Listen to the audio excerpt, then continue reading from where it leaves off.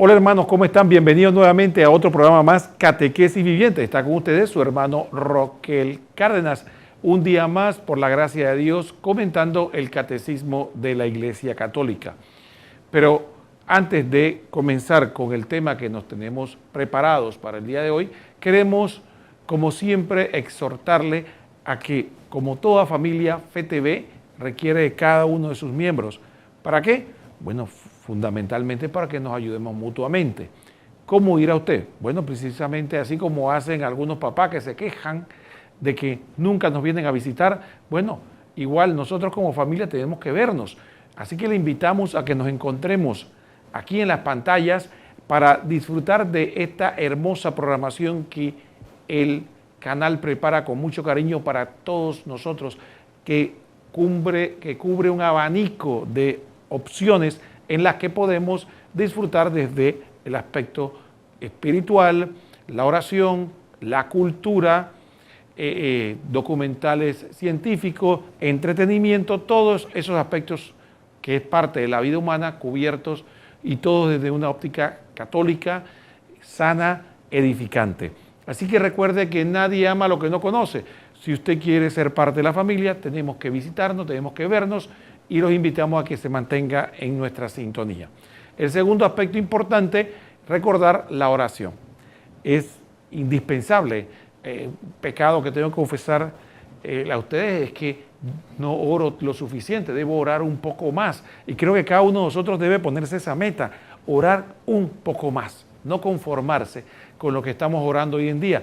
Y la oración es indispensable, porque lo que creemos, sabemos que obtenemos grandes bendiciones de Dios a través de la oración, para nuestra vida personal, familiar, comunitaria, para las obras de la iglesia, para que nuestro país exista progreso, paz, alegría. La oración es indispensable. Por eso siempre recordemos que oremos por todas las intenciones, siempre importante, por los gobernantes, por el país, por la situación económica, pero también por las obras de la iglesia. Entre ellas, recuerde siempre orar por nuestro FETV, nuestra televisora católica. Entonces sí les exhortamos a que recuerden en sus oraciones a nosotros y esta obra que estamos llevando adelante, que sin el Señor no podemos hacer nada, o por lo menos nada que edifique. Otro aspecto fundamental también saber de que como seres humanos terrenos que estamos todavía en esta vida, requerimos de los medios materiales para poder alcanzar nuestras metas. Y FETV no es la excepción. Como ustedes saben, requerimos dinero para poder pagar los gastos, energía eléctrica, agua potable, comunicaciones, el mantenimiento del equipo, el salario de los trabajadores, el mantenimiento de las infraestructuras, todos esos aspectos importantes le requerimos de usted. ¿Por qué? Porque este es un canal de la iglesia y no tiene fines de lucro, no tiene intenciones de ganar dinero, sino de evangelizar. Pero esta obra se va a llevar adelante y es la voluntad de Dios que la sostengamos aquellos que creemos en nuestro Señor.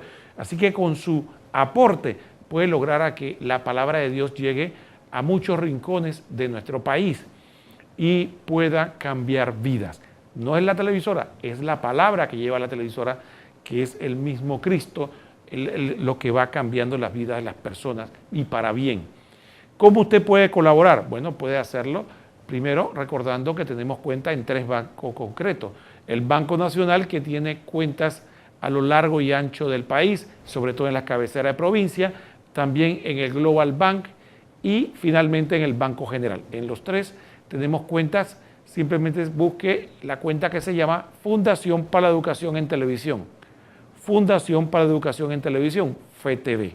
Puede hacerlo a través de banca en línea o puede ir personalmente al banco y hacer su donación. También les invitamos que si quieren usar, pueden hacerlo a través de las tarjetas Visa, Clave o Mastercard. Y finalmente, ustedes saben que pueden ayudarnos para los que tienen cuenta en el Banco General a través de la aplicación que se ha hecho muy popular que se llama Yapi. El Yapi a través del celular, usted simplemente busca una aplicación que se llama Yapi, ahí busca el directorio, ahí va a encontrar FTV05 y ahí puede enviar la donación que su corazón le indique. Siempre recuerde, lo importante no es el tamaño de la donación, sino el corazón con que uno lo da. Muchas pequeñas donaciones hacen una montaña de amor que logra cosas maravillosas. Así que nunca se detenga de hacer una donación porque está pensando que es poco. Lo que su corazón le dicte, haga la donación.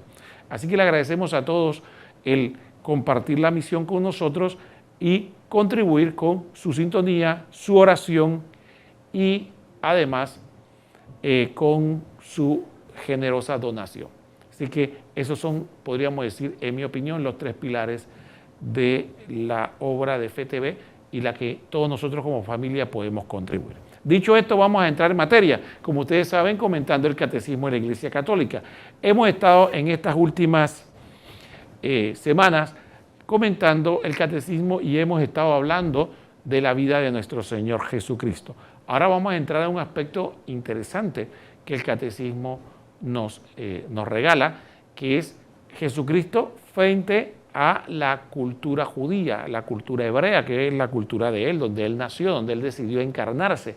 Pero ahí habían unos elementos culturales, religiosos, en la que Jesucristo empieza a darle forma, a darle contexto, a explicarlo. Y lo importante no es solo conocer desde el punto de vista histórico lo que ocurrió y qué cosas se hacían mal y que Cristo nos fue enseñando, tanto a los contemporáneos de Él como a nosotros, que era el camino correcto hacia Dios, sino también ver en nuestra realidad de hoy, 2000 años después, efectivamente, en el siglo XXI, qué significado tiene para nosotros este encuentro de Jesús con diversos aspectos, sobre todo de la vida religiosa del pueblo hebreo. Entonces, de ese tema es que vamos a hablar ahora. Jesucristo se llama, el Catecismo lo llama Jesús e Israel.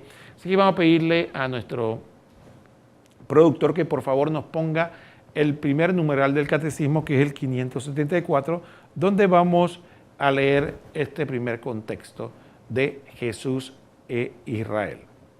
Muy bien, dice así: desde los comienzos del ministerio público de Jesús, fariseos y partidarios de Herodes, junto con sacerdote y escriba, se pusieron de acuerdo para perderle.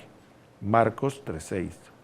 Por alguna de sus obras, expulsión de demonios, Mateo 12:24, perdón de los pecados, curación en sábado, Marcos 3, del 1 al 6, interpretación original de los preceptos de pureza de la ley, Marcos 7, 14, 23, familiaridad con los publicanos y los pecadores públicos, Marcos 2, 14, 17. Jesús apareció a algunos malintencionados sospechosos de posesión diabólica, Marcos 3, 22, 8, 48, 10, 20. Se le acusa de blasfemo, Marcos 2, 7, Juan 5, 18, Juan 10, 33, y de falso profetismo, Juan 7, 12 y 7, 52.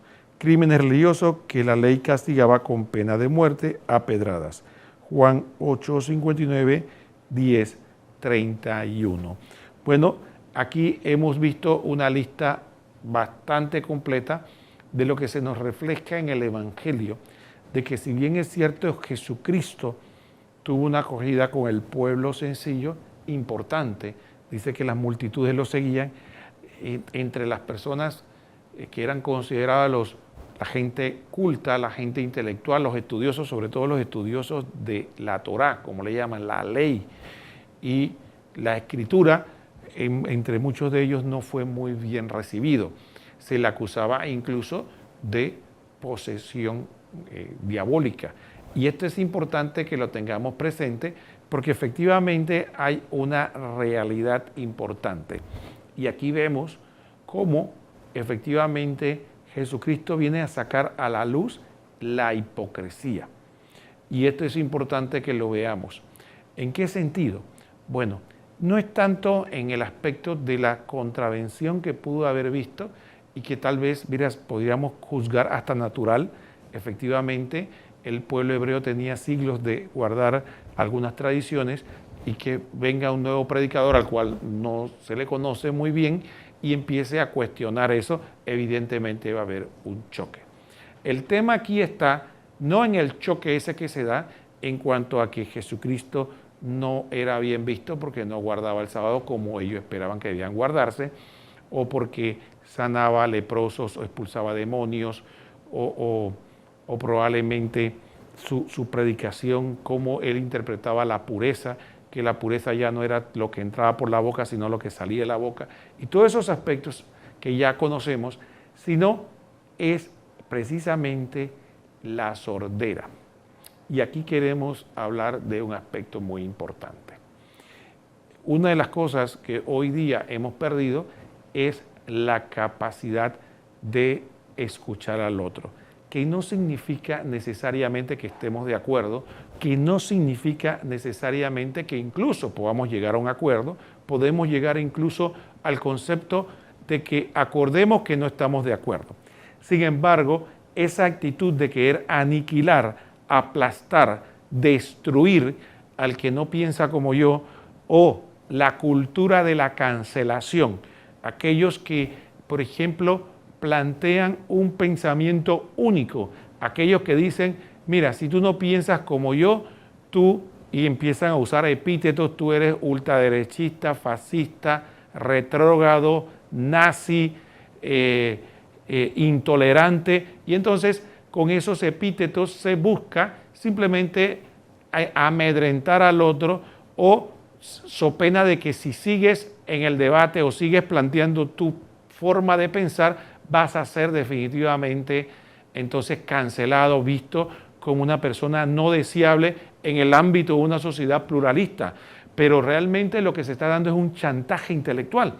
Es lo que le pasó a Jesucristo. Jesucristo fue víctima de un chantaje intelectual. Había una sola posición posible, la de la interpretación de la Torá, de la ley, de acuerdo a como lo tenía oficialmente los fariseos, los escribas de ese momento, y no todos, un grupo.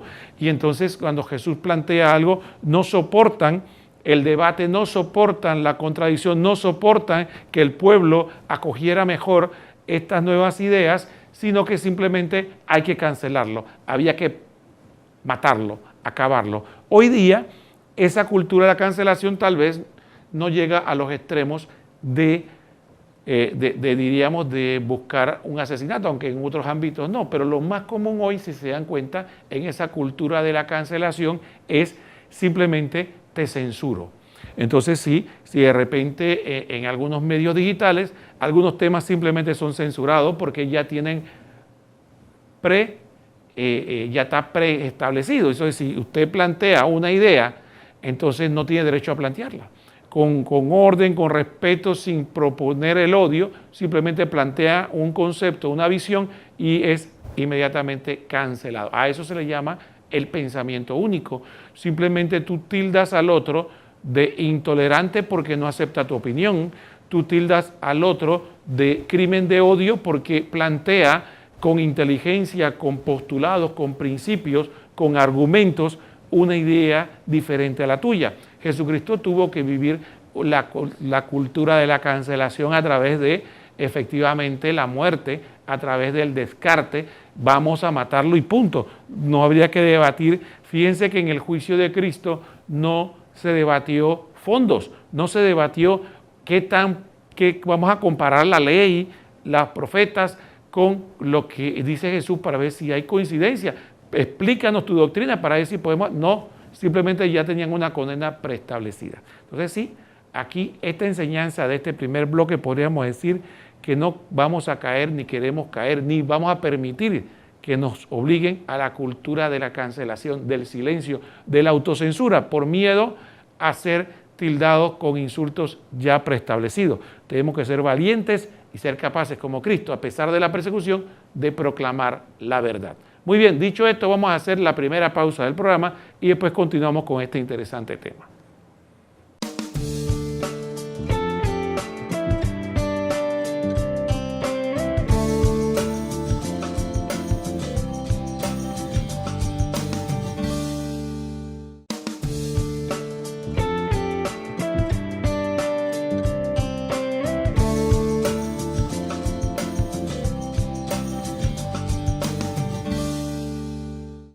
Muy bien, hermanos, estamos de vuelta ya en el segundo bloque de Catequesis Viviente, comentando el Catecismo de la Iglesia Católica. Está con ustedes su hermano Roquel.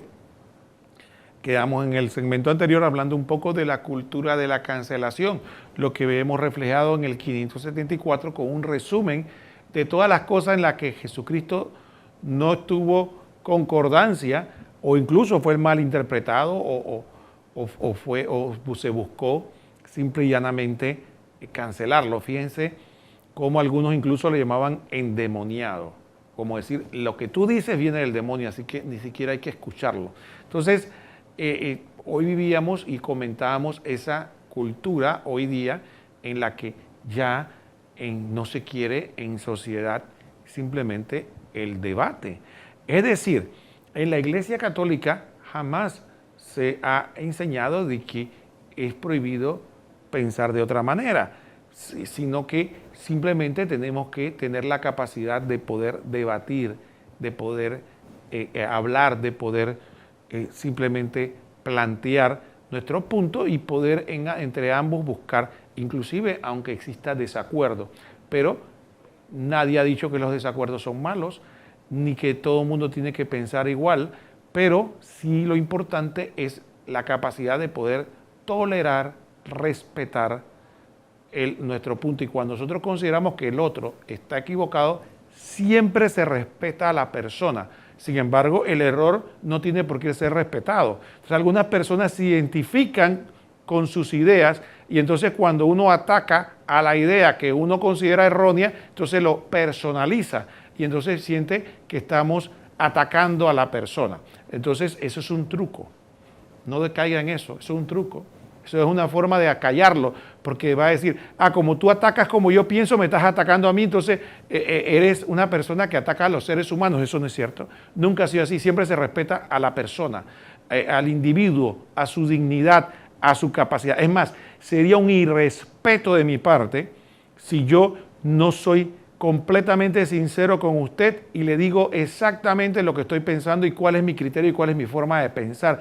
Y si eso significa tener que enfrentar su argumento, su idea, su pensamiento, es lo más digno y más propio, porque así es que se tratan los seres humanos, respetando a la persona, pero teniendo interés en que ambos busquemos la verdad o busquemos encontrar la luz en medio de lo que planteamos ambos. Entonces, sí, tenga cuidado porque hoy día hay muchas personas que están practicando eso y en las redes sociales es típico.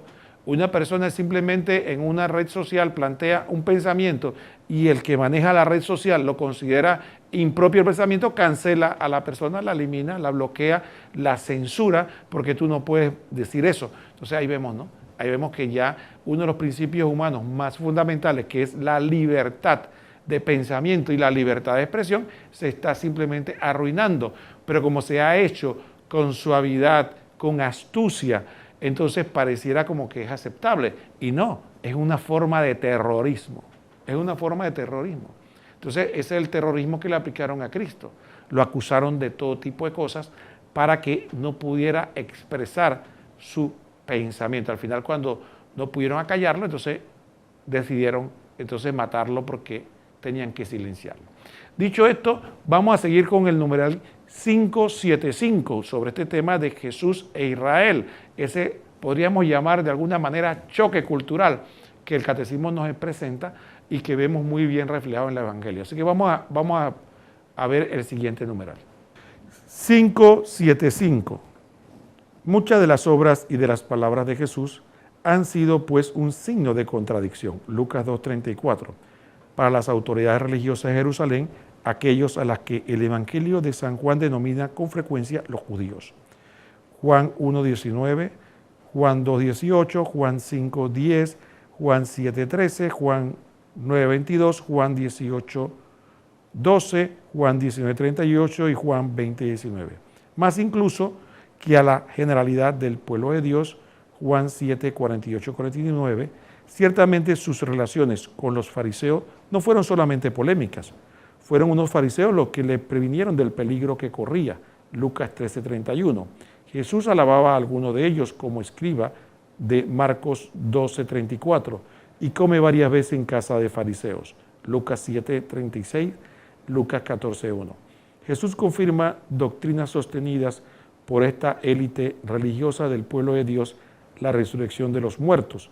Mateo 2:22, 23 al 34 y Lucas 20:39. Las formas de piedad, limosna, ayuno y oración. Mateo 6:18. Y la costumbre de dirigirse a Dios como Padre, carácter central del mandamiento de amor a Dios y al prójimo.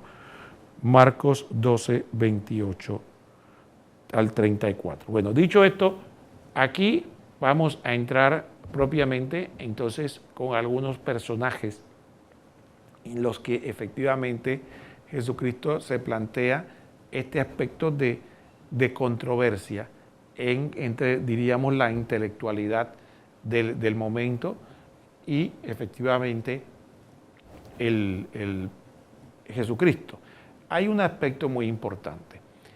Fíjense, una de las cosas que Jesús censura en los fariseos no es la controversia, no es el hecho de que piensen diferente o tengan preguntas, sino él cuestiona la hipocresía. Y hay un aspecto que tenemos que destacar dentro de esto, es la hipocresía intelectual. Es decir, ellos no pretendían efectivamente entrar en un debate con Jesucristo para plantear sus puntos y ver qué tan sólidos eran los puntos de enseñanza de Cristo, ni tampoco pretendían poder buscar la luz en medio de ambas posturas, si Jesucristo realmente era un destructor de la ley o realmente estaba haciendo una interpretación honesta, libre, novedosa y profunda de la ley. No, simplemente, como no era el postulado de ellos, se acercaban de manera subrepticia, sinuosa. ¿Para qué? Para presentarle trampa. Jesús le cuestionaba, ¿por qué me ponen trampa? Hipócritas. Cuando le fueron a preguntar sobre diversos aspectos para ponerlo en aprieto. No querían la verdad, estaban buscando la forma de desacreditarlo. Entonces ya había un preconcepto. Eso es lo que Jesús dice, es la hipocresía. Ustedes no están buscando la verdad, ustedes no están buscando el conocimiento, ustedes no están honestamente escuchando al otro y honestamente diciendo lo que piensan, sino que ya tienen una conclusión y en base a esa conclusión actúan.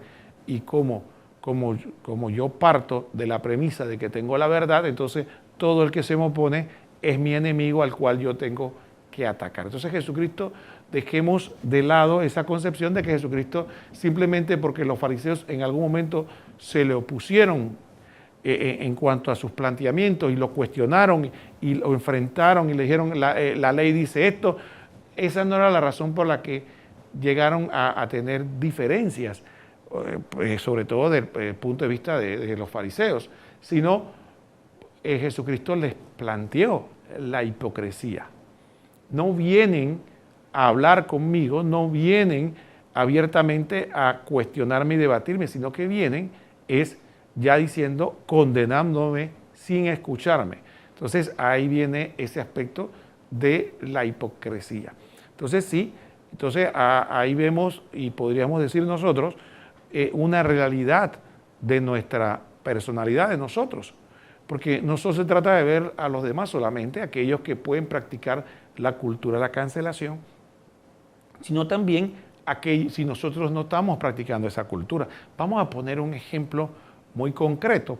Póngase a pensar de que los apóstoles, por ejemplo, en más de una ocasión, Jesucristo tuvo que iluminar su comportamiento. Cuando, por ejemplo, discutían quién era el más grande, cuando Pedro reprendió y Jesucristo le dijo, cuando discutían quién era el más grande y Jesucristo le dijo, no, ustedes no sean como los gobernantes que quieren ser los más importantes, entre ustedes no sea así, sino que el que quiera ser primero que sea el último y el que sea el más importante que sirva a los demás. ¡Wow! Le iluminó la realidad. Después también cuando le llamó la atención, por ejemplo, a Pedro, cuando Pedro le reprendió porque no quería que Jesucristo fuera a Jerusalén a morir. y le dijo que detrás de mí Satanás. También cuando los reprendió, que le dijo, no pueden velar conmigo ni una hora.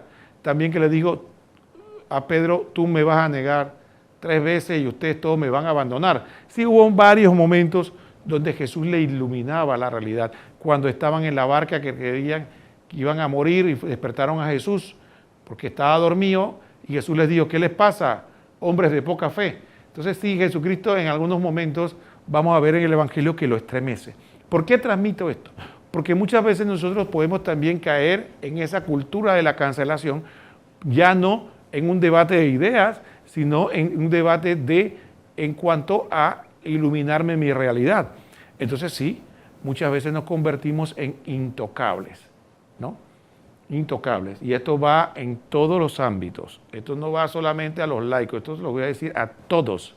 O el papa, cardenal, obispo, sacerdote, laico, esposa, esposo, hijos, nos convertimos en intocables. Nadie nos puede señalar nada. Nadie nos puede decir, oye, pienso hermano que está haciendo mal, o pienso que se equivocó en esto, o fíjese cómo está haciendo esto. No, no se le puede decir nada porque no te metas conmigo. ¿Quién eres tú para juzgarme? ¿Por qué me hablas así? Y si te atreves a cuestionar mi comportamiento o mis opciones o las cosas que estoy haciendo, te cancelo, no te hablo, no te metas más conmigo, no me hables, ni siquiera te me acerques. Entonces también nosotros practicamos la cultura de la cancelación, que es totalmente anticristiana. Imagínense si hubiéramos estado con Jesucristo caminando como los discípulos y nos llama la atención una vez, nos dice esto, me voy. No, tú lo que me estás regañando, no vine aquí a que me regañaras y me voy. Entonces sí, aquí también tenemos que ver ese aspecto importante de que parte de la hipocresía de los fariseos es que no estaban dispuestos a escuchar. Y parte de la hipocresía nuestra puede ser igual. Que aquel laico que el sacerdote no le puede decir nada en cuanto a que está haciendo algo con su esposa o la esposa con su esposo. No te metas conmigo, no, ese es mi problema, no te metas. El papá que no le puede decir nada al hijo, ¿quién eres tú? No, déjame, tú no me entiendes, tú no sabes, no te metas en mi vida. O viceversa, el sacerdote que el laico no le puede decir nada, pues yo soy el sacerdote, pues. Sí, ¿quién es? Aquí el sacerdote soy yo y aquí nadie me puede decir nada.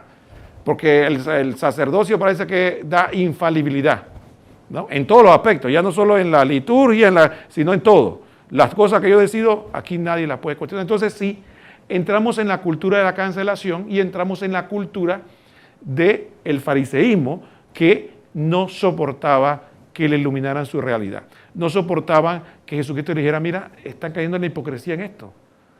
Parecen sepulcros blanqueados por esto y esto y esto. Ay de ustedes, fariseos hipócritas. Entonces, vamos a matarlo, porque ¿quién eres tú? Entonces, acá en nuestra vida de fe, muchas veces no soportamos la corrección fraterna, no soportamos, entonces, ¿cómo vamos a mejorar? Porque nosotros somos autosuficientes, nosotros somos, después de Dios venimos nosotros, sabemos todo, entendemos todo, no nos equivocamos, entonces, nunca pasa nada. Por eso, muchas veces cuando se dan escándalos, a veces escuchamos, puede ser laico, diácono, religiosa, sacerdote, obispo, quien sea, cuando se ve el escándalo, casi siempre las personas usted escuchará que se dice algo como esto. Ya lo veíamos venir, si lo estábamos viendo, lo que estaba haciendo. Mira que estaba así, y ya lo veíamos venir. ¿Y qué pasó? Que nadie le dijo nada, pero es que no se le podía decir nada más se le mencionaba algo y quedaba como puercoespín tirando espinas para todas partes, nadie se meta conmigo. Así que sí, aquí vemos con Cristo y los fariseos ese diálogo que nos transmite una experiencia de que debemos aprender a ser humildes. Evitar no caer en la cultura de la cancelación hacia aquellos que me quieren ayudar. Bueno, vamos a hacer la segunda pausa y después continuamos con la parte final del programa, donde vamos a iniciar con un reportaje de Monseñor Munilla, muy interesante sobre este tema.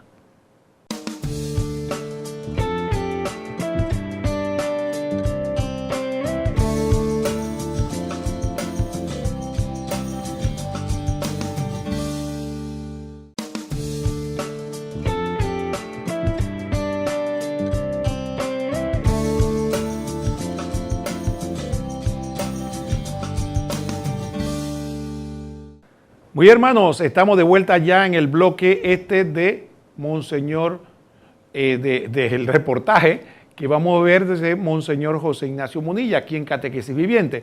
Vamos a pedirle a nuestro productor que por favor ponga el reportaje de Monseñor Munilla, interesante, que nos va a hablar de este aspecto que estamos hablando. Obviamente él va a hacer otro enfoque diferente al que hemos planteado. Es bueno para enriquecer la reflexión sobre esto que estamos aprendiendo del debate de Jesús con sus contemporáneos, con las ideas imperantes en ese momento y qué podemos aprender nosotros de esta realidad. Número 113 del compendio del Catecismo. ¿Bajo qué acusaciones fue condenado Jesús? Algunos jefes de Israel acusaron a Jesús de actuar contra la ley, contra el templo de Jerusalén y particularmente contra la fe en el Dios único, porque se proclamaba Hijo de Dios. Por ello, lo entregaron a Pilato para que lo condenase a muerte. Está preguntando este punto 113 de bajo qué acusaciones fue condenado Jesús, pero hay que entender que la condenación de Jesús no aconteció en el último momento. Uno ya percibe a lo largo de todo el Evangelio que Jesús resultaba piedra de escándalo, que existía un rechazo progresivo hacia él. De hecho, en el propio prólogo del Evangelio de San Juan dice, vino a los suyos y los suyos no le recibieron. Por lo tanto, configura en la vida de Jesús el que un profeta no es bien acogido en su tierra. Su vida está siendo también testigo de un rechazo, de ese rechazo del amor de Dios, pues personificado en él. Acordaros de esas lágrimas de Jesús, Jerusalén, Jerusalén, cuántas veces he querido reunidos como una gallina reúne a sus polluelos debajo de las alas, pero no habéis querido. Es un drama, ¿no? El drama del rechazo de Jesucristo. Lo vemos en multitud de detalles. Por ejemplo, el conflicto que se origina en torno a las curaciones de Jesús en sábado. ¿Cómo puede este curar en sábado? No está respetando la ley, en el sábado hay que descansar. ¿Cómo puede entrar este en casa de pecadores? ¿Cómo permite que esa mujer pecadora le limpie los pies? No se entendía que un hombre de Dios se mezclase entre los pecadores. Aquello causaba escándalo. El propio Jesús interpreta la ley de Dios de una manera diferente a la que estaba siendo interpretada. Por ejemplo, lo referente a la pureza legal. Cuando Jesús dice, no es lo que entra por la boca lo que hace impuro al hombre, sino lo que sale del corazón hace impuro al hombre. Y eso también, esa diferencia de interpretación, pues también causaba una crítica grande, un rechazo hacia él. Jesús expulsa a los demonios, hace exorcismos, y también eso cuestiona, pero ¿quién es este? ¿Con qué poder hace esto? ¿No será que está expulsando a Satanás con el poder de Satanás? Es continuo el conflicto, uno lo encuentra en todas las páginas de los evangelios, ¿no? Hasta el punto de que finalmente es acusado de blasfemo. Por lo tanto, cuando este punto 113 dice bajo qué acusaciones fue condenado Jesús, tenemos que decir que había un clima muy generalizado, muy extendido de malas interpretaciones, de rechazo, de incomprensión hacia los signos proféticos de Jesucristo. Y este punto 113 especifica las tres acusaciones principales bajo las que fue Jesús condenado, ¿no? La primera, dice, la de actuar contra la ley, la de no obedecer la ley, la de que Jesucristo, si es un hombre de Dios, tiene que obedecer la ley. Si tú no obedeces la ley, no eres un hombre de Dios. El hecho de que Jesucristo curase en sábado, por ejemplo, fue uno de los motivos principales de los que es acusado de no respetar la ley. Frente a ello, Jesucristo dice que no es el sábado, no es el hombre para el sábado, sino el sábado para el hombre. Esa es una primera cuestión clave. La segunda se le condena también por cuestionar supuestamente, que en los próximos puntos veremos que no es así, por cuestionar la centralidad del templo. Este ha dicho que en 3 días destruirá el templo y que él lo reedificará. Percibe en la vida de Jesús como alguien que está cuestionando algo central en la religiosidad de Israel, que es la del templo de Jerusalén. Es el segundo motivo para su condenación. Y el tercer motivo es el que hace referencia a la fe en el Dios único, porque el hecho de que Jesucristo hable de su intimidad con el Padre, se llame a sí mismo Hijo de Dios, llegue, ¿no?, a manifestar que Él y el Padre son una misma cosa, una sola cosa, entran en escándalo en la concepción judía de su monoteísmo. Es un blasfemo porque se está equiparando a Dios, se está haciendo hijo de Dios. Esas tres cuestiones, la de la interpretación de la ley o la obediencia a la ley, la centralidad del templo de Jerusalén y la manifestación de Jesús en su identidad divina, son las 3 cuestiones fundamentales por las que Jesús es condenado a muerte. Llegado el momento de su detención, es entregado a las autoridades judías, las cuales le entregan a las autoridades romanas. Hay, por lo tanto, un doble proceso. Se habla del doble proceso de Jesús, el proceso religioso y el proceso civil. El proceso religioso ante las autoridades judías y el proceso civil ante Pilato.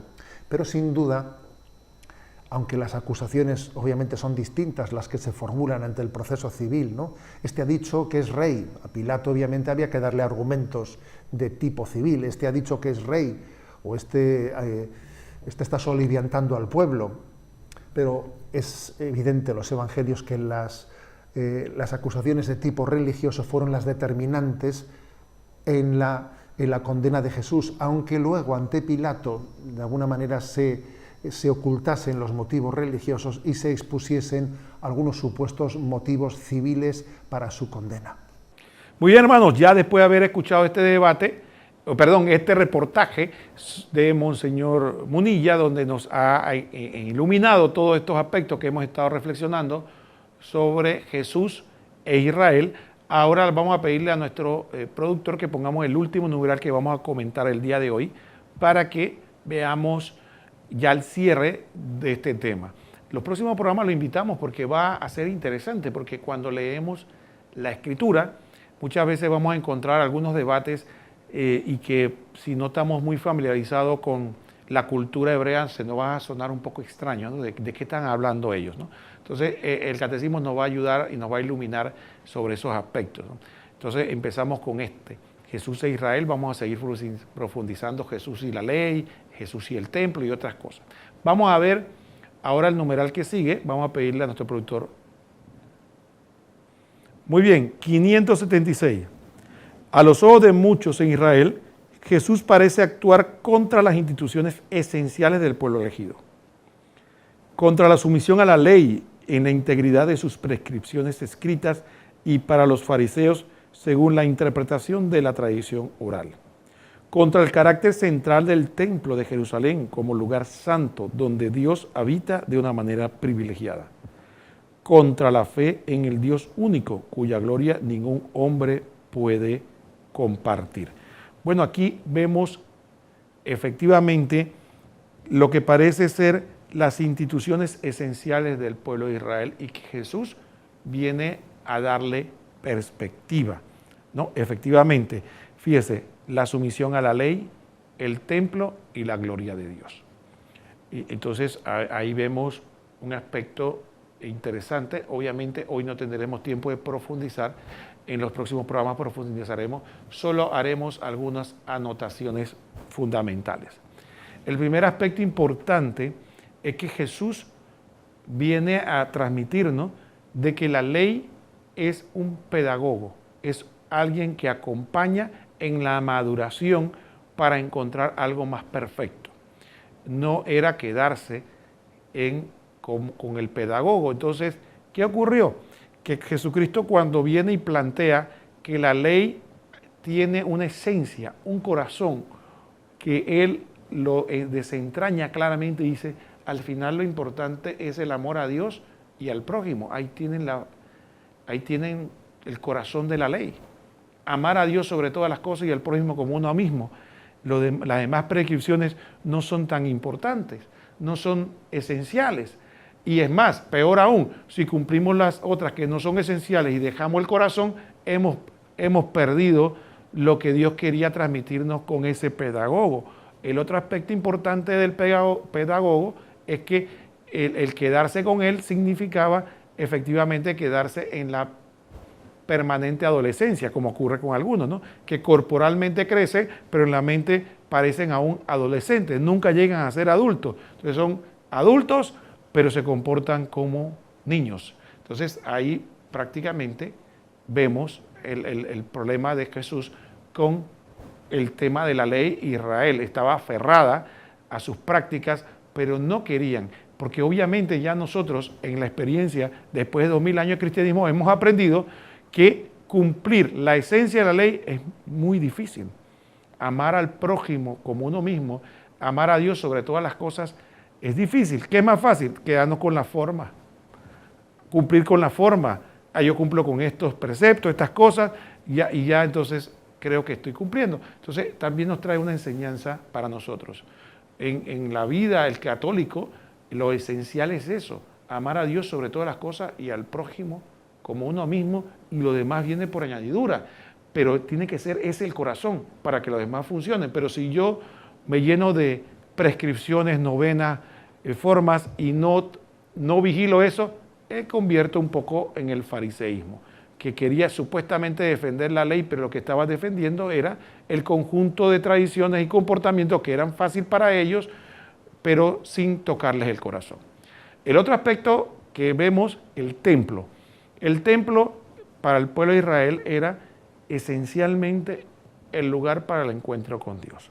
Jesucristo, cuando enseña, le llega a decir que destruyan este templo y lo construiré de nuevo en 3 días. ¿Por qué? Hablaba del templo de su cuerpo.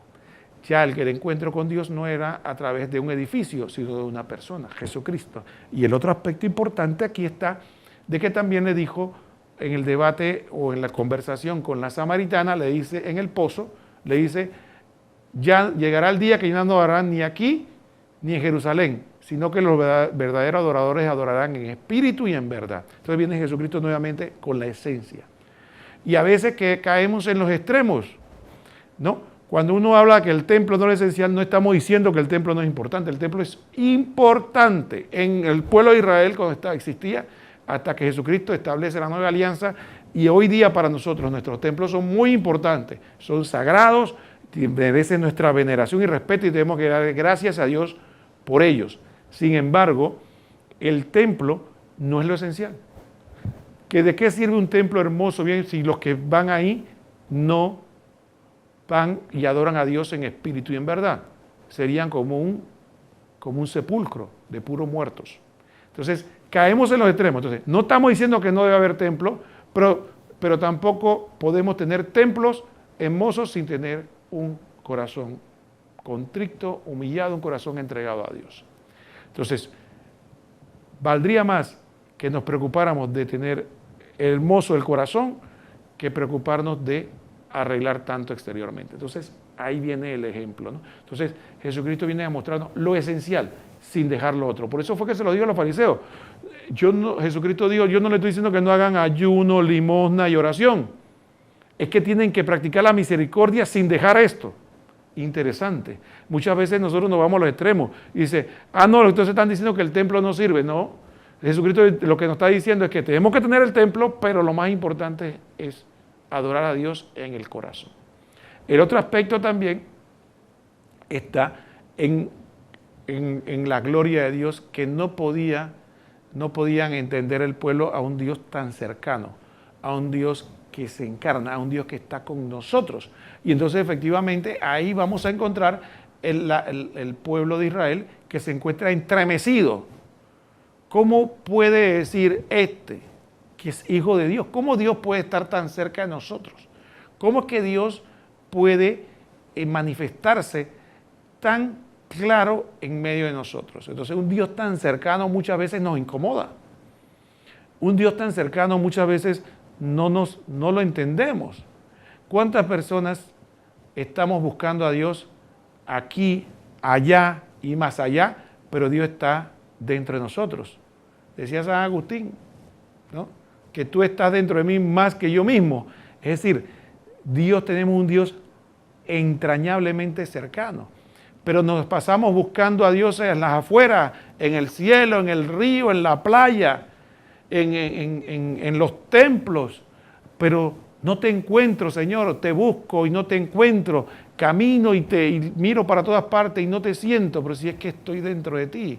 Busca en tu interior, busca aquí, cercano como el Señor, cercano como Jesús, que estaba con sus contemporáneos, pero tenían una imagen de un Dios tan trascendente, tan lejano, que simple y llanamente lo único que hacíamos era cumplir con sus ritos para mantenerlo tranquilo y contento, pero nada de relación personal. Entonces Jesucristo viene a abolir eso y dice, no, Dios quiere una relación personal, íntima, contigo, conmigo.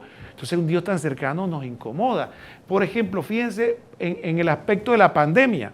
Cuando estábamos en pandemia, hagamos memoria, 2020, estábamos encerrados, los templos cerrados, no podíamos salir. Y muchas personas clamaban, ¿dónde está Dios? Y otros decían, ¿qué voy a hacer ahora que no puedo ir al templo? Pero si Dios está con nosotros, donde estemos, Dios está en mí y en su corazón. Nunca estamos solos. Así que los tres aspectos, la ley rectamente interpretada, en su esencia, amor a Dios y al prójimo. El templo como el encuentro con Dios, pero ya el templo de mi corazón, lo esencial, adorar a Dios en espíritu y en verdad. Y finalmente, el Dios tan cercano, ya no el Dios trascendente, el Dios de Jesucristo, el Dios de la intimidad. Bueno, hermanos, hemos visto interesante cómo ha ido fluyendo, cómo nos ha enseñado Jesucristo en su encuentro con la sociedad de Israel, nos enseña a nosotros cómo debemos vivir mejor nuestro cristianismo. Ha sido un verdadero privilegio estar con ustedes compartiendo otra vez el comentario del Catecismo de la Iglesia Católica aquí en FETV, el canal de la Misericordia, en este su programa Catequesis Viviente. Los invitamos a que se mantengan en sintonía de FETV y que nos vemos próximamente, si Dios lo permite, la próxima semana. Que el Señor los bendiga a todos.